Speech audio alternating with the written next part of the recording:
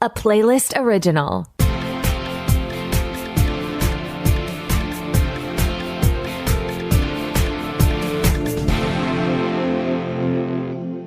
Welcome to the Pilot Podcast, where we review the pilot episodes of TV shows to answer your question, should I watch this? My name is BJ. And my name is Mitu. And this week, we're watching Temptation Island on Netflix, Dope Thief on Apple TV+, Adolescence on Netflix, and Deli Boys on Hulu. So stay tuned to the end to find out what BJ's first job was.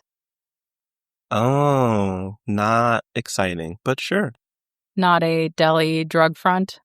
No, definitely not. Disappointing, but until then, why don't you tell us what happened on Temptation Island on Netflix? Sure. In this spicy update to the hit reality series, 4 couples test their relationships by shacking up with eligible singles on a tropical island. And leading them through this is host Mark L. Wahlberg. So, Mitu, what did you think of this take of a dating couple relationship show? There's a scene in The Office where Kelly Kapoor is fed up, and she just starts a statement with, "First of all, how dare you?" And that is how I felt about this whole show concept of like, first of all, why? Like, why is this show? Why not? You know what? You're right. Because it's all these couples that are like, we've been together for a year, year and a half. One couple, 3.5 years. We've moved together. We have pets together. We love each other. But we just think, like, in order to understand that we really love each other, we need to make sure that our partners get to window shop additional people for them to not, sleep with in order to understand how important our relationship is at home. Yes, it makes sense. All 4 couples are getting serious. Some of them are talking about engagements, moving in together, starting a family. But they've had infidelity in the past, concerns about cheating, outside relationships. And in order to reach stability, trust, happiness, they just need a couple weeks dating hot people in bathing suits. So then they know my original partner, that's the one. In the past was doing so much work in that sentence because the infidelity is actually in the present. It is in the room with us. Well, and we can talk about some of these couples because each of them has a fascinating story for why they don't trust each other and quite frankly, why none of them should be together. So in our first couple, we have Brian and Shantae, where I just wrote in my notes, Shantae run. I wrote Shantae is insecure because Brian wants to have sex with other people. Okay, so I think we were getting to the same point. Yeah. I think I did it in fewer characters. You saved some time. He bragged about how someone from, I guess, church recommended him to her as a financial counselor. Oh, yeah. And he said that first day that we met, she ended up in my bed. I'm that good. But, you know, as she says, Brian is just a big flirt. That's all. Okay, so if he's doing that with someone connected to him for financial counseling, he is not being faithful, which he said he has an issue being faithful. Then we have Grant and Ashley, where Grant has a whole child. Yeah, that was a surprise that he just dropped in the middle of a conversation. Just is fully a parent. And the main thing that Ashley has to say about him is he makes her life fun. Fun, but she has trust issues because he cheats. But he's here to prove Ashley and his child wrong. He can be a better man. And then we have Lino and Alexa, where they met at the gym and they had a meet cute or a meathead cute, where he said he was so taken by her beauty that he dropped a 200 and something pound weight onto himself and crushed his chest. 6 months of healthcare and rehab later, he returned to that gym to find her. And even though he found her, she is a travel nurse. And it's really been a drain on him to follow her around because what about his career? Okay. Also, he's been married.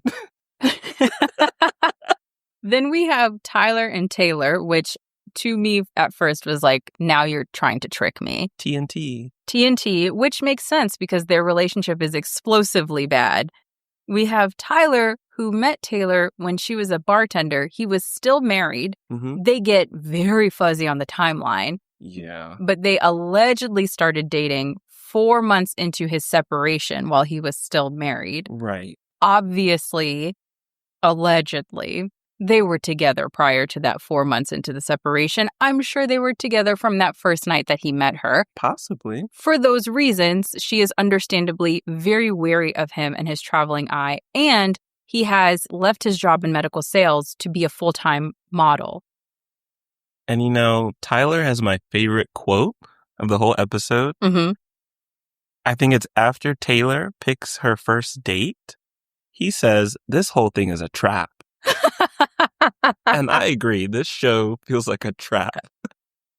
I actually loved when they sent the couples off to like hug and talk to each other before they went and picked their dates.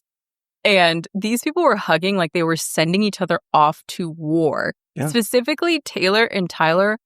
Taylor was in tears.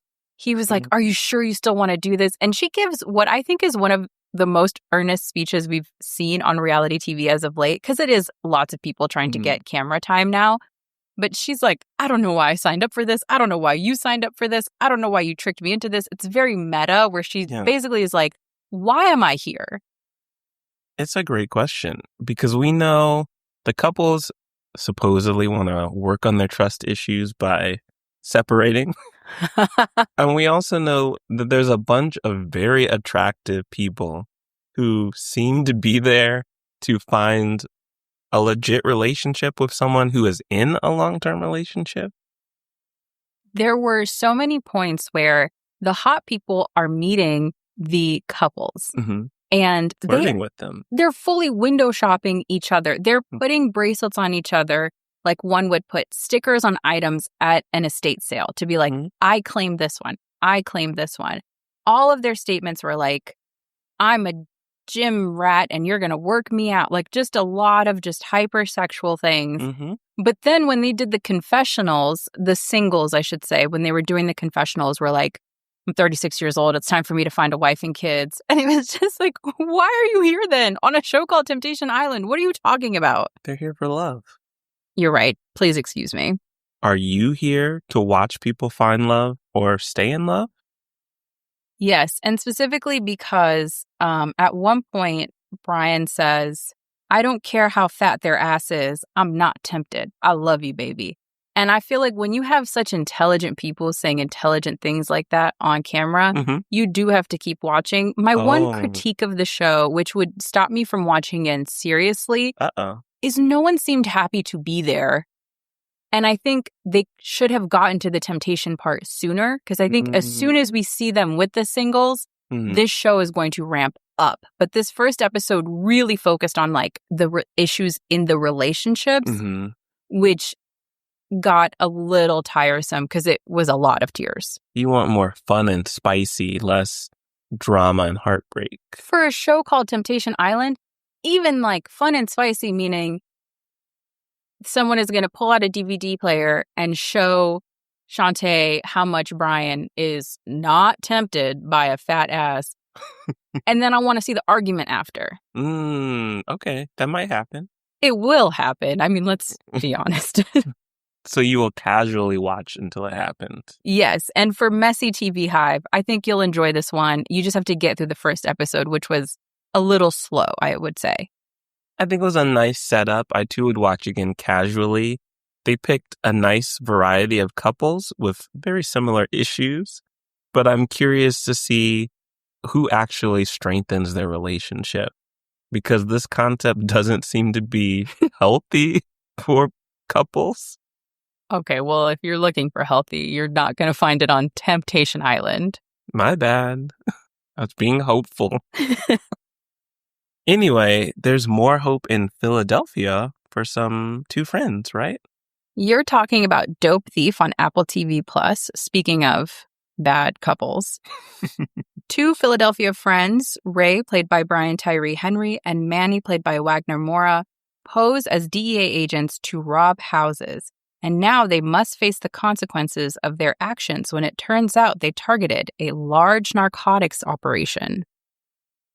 I think these are just two friends with a clever idea, really trying to make better for themselves. They have that entrepreneurial spirit. They really have a hustle going on.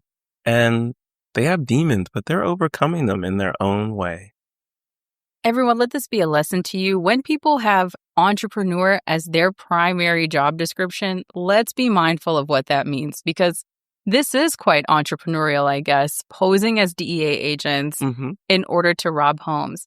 What I didn't get is like, it is clever to a degree, especially if, as Ray says, you use your command voice. Right.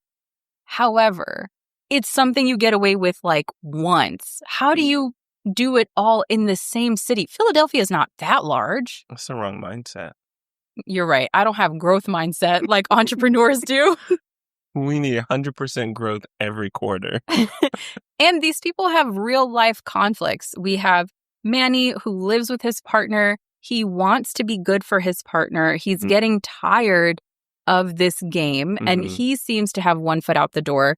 We have Ray, who's struggling with his sobriety. His mom, shout out Trekkie Hive, is Captain Janaway. Kate Mulgrew.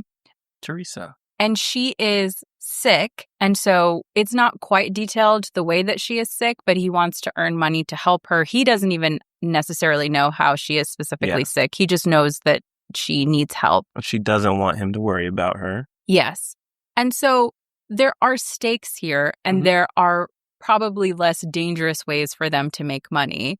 But we also have this carelessness in Ray, which I think leads us into some of the acting on this show.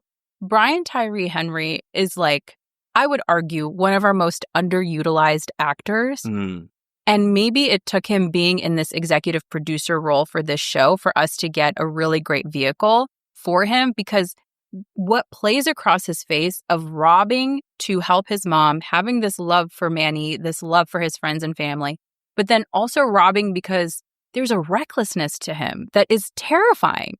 Yes, he has probably the most well-rounded character versus Manny, where he also has an addiction that he's battling. Yeah. And so we see him fighting against those temptations, and I think that adds on to his urge to have one more hit, one more job. Yeah. And I'm sure he's probably telling Manny, this will be the last one. Come on, we can make a little bit more money. You can do it for your partner. We can finally get out of here. And that never ends well. Obviously, we have all seen a movie before where there's one last job. That last job is always a mess. It is either not the last job or it's the last job because it's the last thing you're doing. It's usually the last for a lot of people. Exactly. And so it turns out to be that where the show gets very bloody, very scary. So bloody. And the most terrifying scene for me was when they really robbed the wrong ones. And when the wrong ones got the other end of a walkie-talkie. And so the person was just so calmly threatening them with the other walkie-talkie, where he realizes this is not a government-issued walkie-talkie. And Manny goes, this walkie-talkie only works under a certain distance. Yeah, so they're following to keep talking to us. These people are maybe half a mile away. And so that pursuit, it was so terrifying. And then you have another moment where you realize Ray is truly reckless because he turns to Manny while this man is threatening their lives through walkie-talkie, through close proximity. And he goes, that's the command voice. I do remember that. And it's just like this look, there's this look that Manny gives him when he says that, where you know that Manny is going, okay, I've attached my life to someone who is actually a threat to it. You know, I think it's impressive that Ray can compartmentalize. Okay. Is his life in danger? Probably. But he can also recognize some impressive things like, hey, Manny, there's a skill that we could both work on. Skill, growth mindset, entrepreneurs. I will say that was scary, and no spoilers, but as this job goes down, there's someone in the room that just made me nervous the whole time. And that was tough to watch, but in a good way, because you're like, what are they going to do to mess things up? Yes, it was terrifying. The second he stepped into the room, even before that. Yeah. Him in the car, you're like, why are they driving him to this? Like, why are they allowing him to be part of this? As soon as he's introduced, you're like, that guy. Don't let him be part of this. And they do. Now that he was a part of it, will you keep watching more episodes of Dope Thief? I'm glad that this one is not where all the episodes come out at once. So I feel comfortable continuing to watch weekly. I don't think I could watch, for example, the very next episode. It was so intense. And if you're sensitive to violent things, if you're sensitive to really bloody stuff, this is not going to be one for you. I'm pretty sensitive to that, so that's already overwhelming. But the acting is so good. It's such a good show. I agree. I would watch again, maybe seriously, since it is just weekly. If you could somehow skip the fake DEA raids, then I think it would be a really cool drama. With that, the violence is a little tough, but not tough enough that you should skip the show. True. Just close your eyes, have someone there to warn you of graphic content. Yeah. Well, why don't you take us from one graphically violent show to another? You're talking about Adolescence on Netflix? Filmed in one continuous shot, a 13-year-old schoolboy named Jamie Miller, played by Owen Cooper, gets arrested for the murder of a classmate. So, Mitu, what did you think of this child who was arrested for murder? Each episode being shot in one take was so smart because you are dropped into the world of this show when Jamie is arrested. And it is so disorienting the way the camera is moving around the house because it feels like you're running through the house to find this kid. You don't quite know why you are arresting this kid yet. When it is revealed, you're like, oh my goodness, this tiny child that likely did this very bad thing. Then the shots of the dad, Eddie, played by Stephen Graham, chasing around the cops, trying to understand, why are you sorting through our laundry? Why are you going through our trash? What are you doing? Who are you here for? None of us did anything. And the realization when he understands they want his child, it was just incredible to be dropped into the show this way because the concept is so sad and so violent. But the thing that kept me in the show is how technically fascinating it is. Yes. And I think the technical aspect added to the emotional aspect. It was so tense because, like you said, we're dropped in and you really feel like you're in a room that you shouldn't be in. Yeah. You're watching something you shouldn't be seeing, whether it's the interview. You have Detective Ashley Walters, who is asking some tough questions. There's a medical exam scene where you're uncomfortable, the dad's uncomfortable, the kid's uncomfortable. And you're just like, I should not be seeing this. But also, you keep watching. Exactly. That child was acting. And I think he really helped to ground how terrifying it is to understand the capability of someone to do violence, even as such a young child. When he is checked into the jail before he's interviewed by the police, it almost feels like a school orientation check-in. Like they ask him his address, name, age, who's the parent or adult accompanying him. Has he eaten? Is he willing to eat cereal? When he even does the medical exam, it just feels so much like you're getting to know a kid until you understand you're specifically getting to know a kid for such a terrifying reason. Even the defense attorney, when he meets him and he asks him, who are some of your favorite historical figures? And he comments to Jamie's dad, oh, he's really smart. Yeah. It is a bit disturbing and it adds to the mystery. They're clearly treating him like he is a 13-year-old child. He wets his pants out of fear. And so you see him going through this, but then they throw in questions about, oh, what do you like to study in school? Like, where do you and your friends like to hang out? All leading up to these tough questions about what's your connection to a murder. And I like that that is the mystery of the show, that it is less of a question of if this child did it and more of a question of why this child and why this family. Yeah. And the family seems very confused. The dad, the mom, the sister seems very traumatized, which makes sense. They broke down the door and took a child out of his bed. Exactly. And I read an interview with the show creator where he said that basically he wanted to show that anyone is capable of violence. And so he made it so he made it very intentionally a quote unquote ordinary family. No history of abuse in Jamie's life, no history of these bad things happening, just a regular nuclear family, quote unquote regular. But with the idea that there are these other forces, like they talk about Jamie being influenced by these, incel type figures on the internet, where you can have influences come from elsewhere outside of the home because of the interconnectedness of kids through the internet.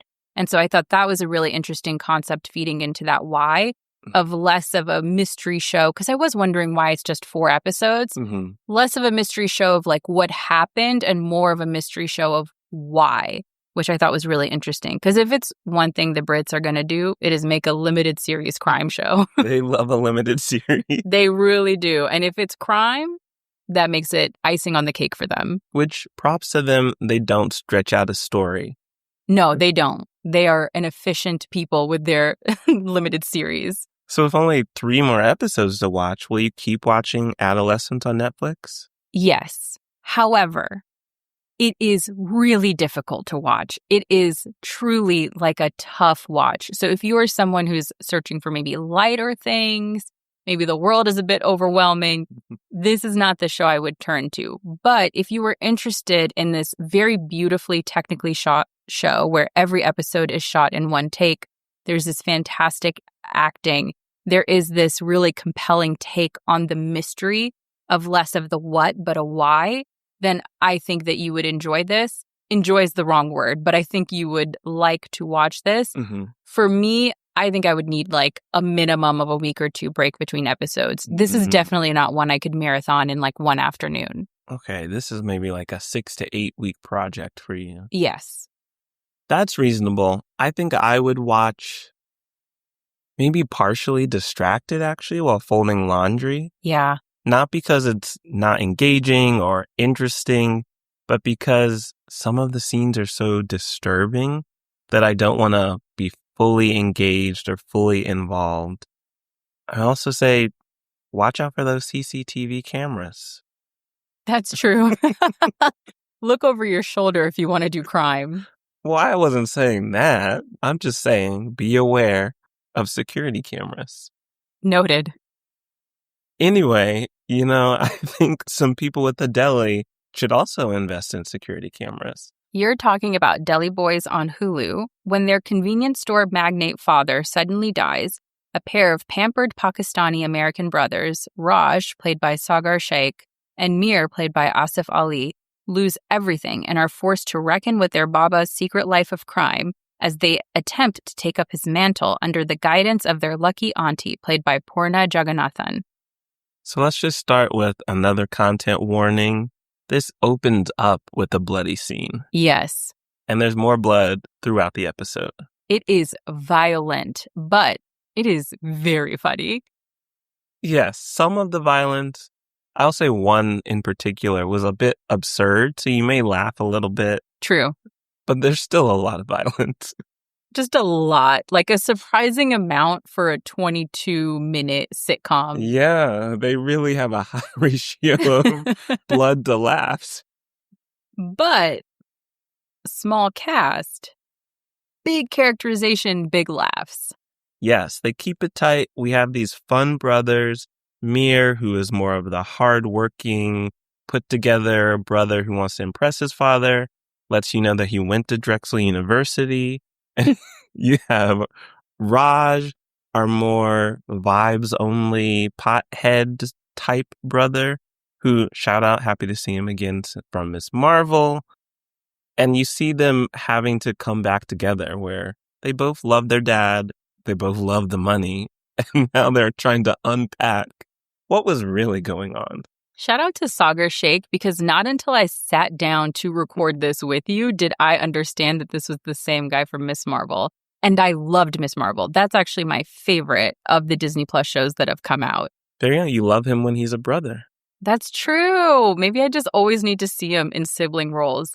But I do love that they have the classic sitcom concept where it's like one brother has it together, but two together. He does need to learn how to bend and break a rule here and there. Two buttoned up. And then another brother who I would argue is more than a pothead. He's probably a lots of things head. Yeah, but also very aware and coherent and maybe just lucky. Yes, but very emotionally intuitive. Yes, he's smart. Yes. Some would say street smart. Yeah. In a way that his brother would benefit. So I like that there's clearly a path for growth for both of them, where it's obviously Raj is going to have to learn how to like clock into a job one day and care and apply himself. And then on the other side, we have Mir, who will have to learn how to trust his instinct a bit more and be less of like a buttoned up rule follower because he no longer has his Baba to like model his steps for him. Right. And now that they know what Darko actually was doing to make all that money, how do you think their relationship with their aunt is going to grow and develop? Lucky Auntie was my favorite character and continues to be my favorite character. Obviously, I watched more of this show. I was left to my own devices. You need self-control. Well, I did not have an accountability partner, so I kept watching. Lucky Auntie is the star of this show, in my opinion. The scene where, this is a light spoiler, but Mir storms into the boardroom offices at the encouragement of his brother Raj. And he's like, I want to be CEO. I want to take over for my father. And as he's giving this impassioned speech that his brother helped pump him up to do, the FBI is fully raiding the offices behind him. And then they storm in. Mir and Raj are absolutely, and of course, deer in the headlights because they have no idea about Baba's criminal history. Yeah. And so Lucky Auntie so quickly and efficiently is like, I'm the interim CEO, whatever, cuff me. And she holds her hands out. And the way that she does that is so funny. And it's clear that that's going to be their dynamic where they are going to get into messes. They will have these moments of good ideas, but she is there to shepherd them along. And then, of course, they have their rival, who was another member of this gang who wanted power, which is Ahmed, played by Brian George. An uncle figure. That's true. He is like uncle/rival. Yeah. And it was surprising to me with Lucky Auntie that she is supportive and nurturing to them, because we learned very quickly that their dad kept them oblivious on purpose to protect them in a way.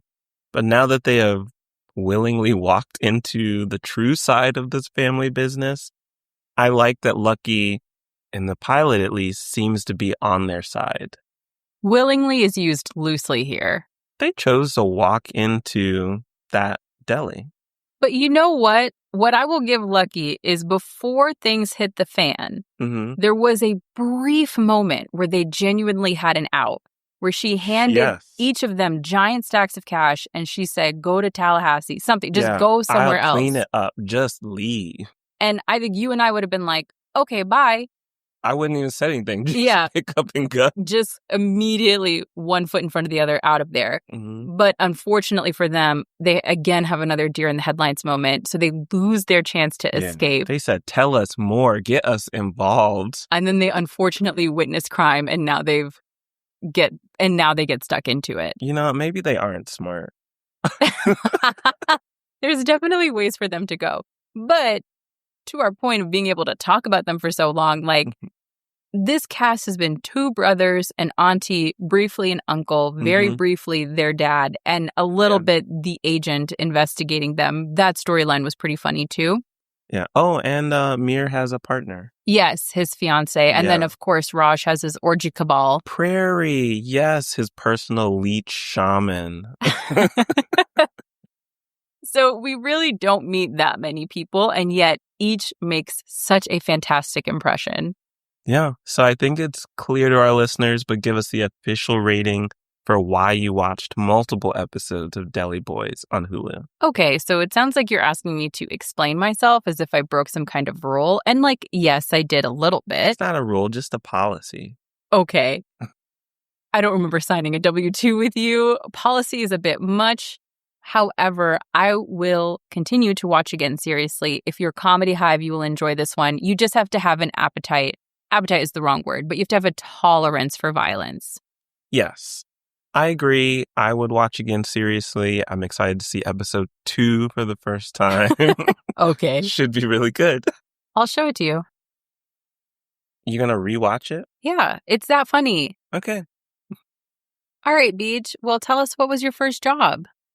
I worked in like a school supply company where we packed boxes of school supplies for like students to start the school year. Oh, that is so boring. You're right. Yeah, it was literally a conveyor belt. I'm putting in like notebooks, pens. My goodness. All day. How long did you do that for? I think like 8 weeks. It was a summer job. Okay. Yeah. A temporary situation. Yeah. I think it was also seasonal work, school supplies. Oh, that's true. That is a very seasonal gig. But never repeated that. That makes sense. Yeah. But what you should repeat is more episodes of the Pilot Podcast. Find them on our website, thepilotpodcast.com, and follow us on all of your favorite podcast platforms. You can also follow us on social media at The Pilot Pod, and you can send thoughts, feelings, show recommendations, because every other week we do a show recommended by you, our wonderful listeners, to askthepilotpodcast@gmail.com. Thanks for listening. Bye.